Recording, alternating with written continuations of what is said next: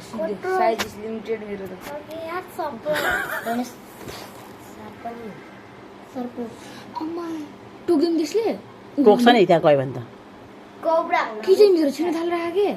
हँ भान्दाकोटा मेरो छिर्न थालेको छ जान बोला लिएर छिटो बुवालाई कोब्रा उही टोजी घाल मान्छ जा माथि ठुलबाला बोला लिएर अबे मलाई डर लाग्छ माथि आउँदैन के भर्याङमा छ तेरो बाजे त्यही भएर जता नहिँड भनेको गर्मी भएर निस्क्यो होइन भएर कहाँबाट पनि निस्क्यो अम्मा हेर्न माथितिर यत्रो ठुलो यो कुन चाहिँ सर्प हो थाहै भएन कि मलाई मलाई पनि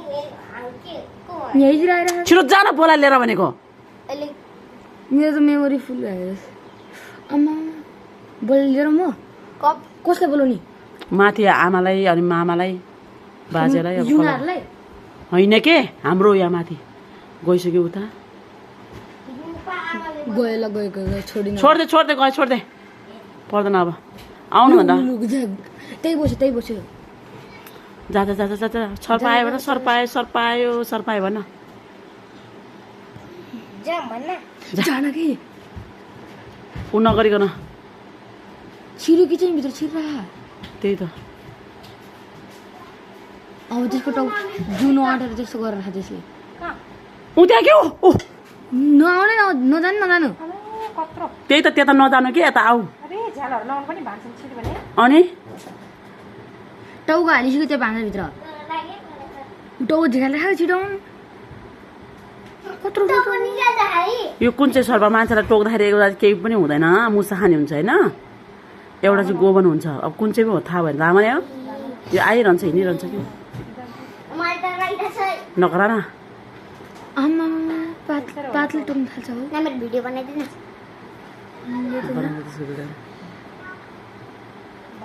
पासवर्ड के हो जेरो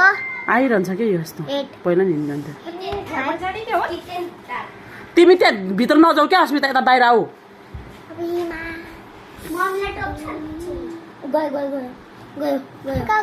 गोठतिर गयो क्या त्यहाँ बाख्रा छ होला कि निकाल्यो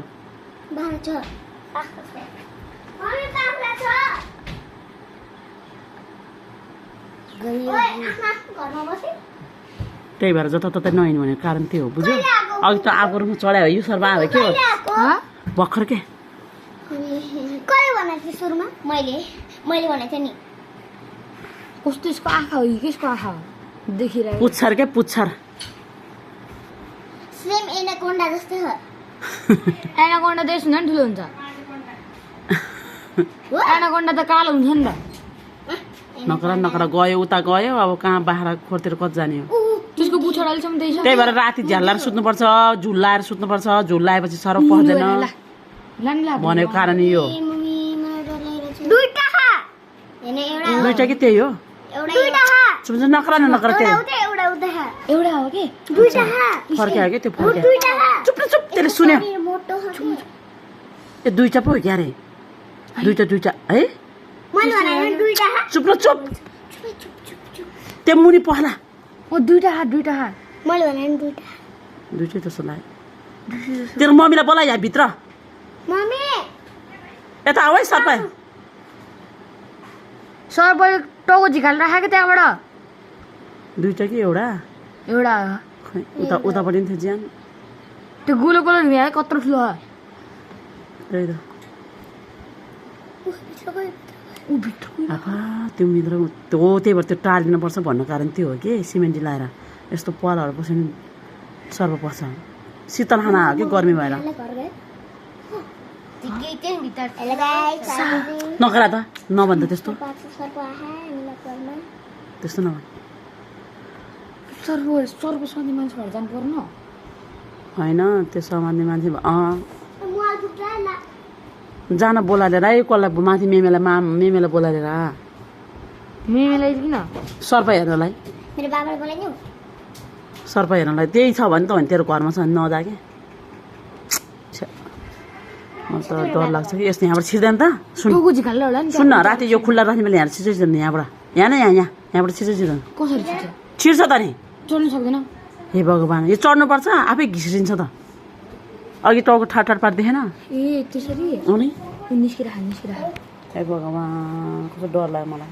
निकाल्दा टाउको निकाल्दा निक्ल्यो लु देखेँ मलाई त्यसमा आयो माथि गएर ममलाई भन्न सर्प आयो भनेर कस्तो डर लागिरहेको भनेको थियो आमा त आउँदै आउँदैन भित्र बस भन्दा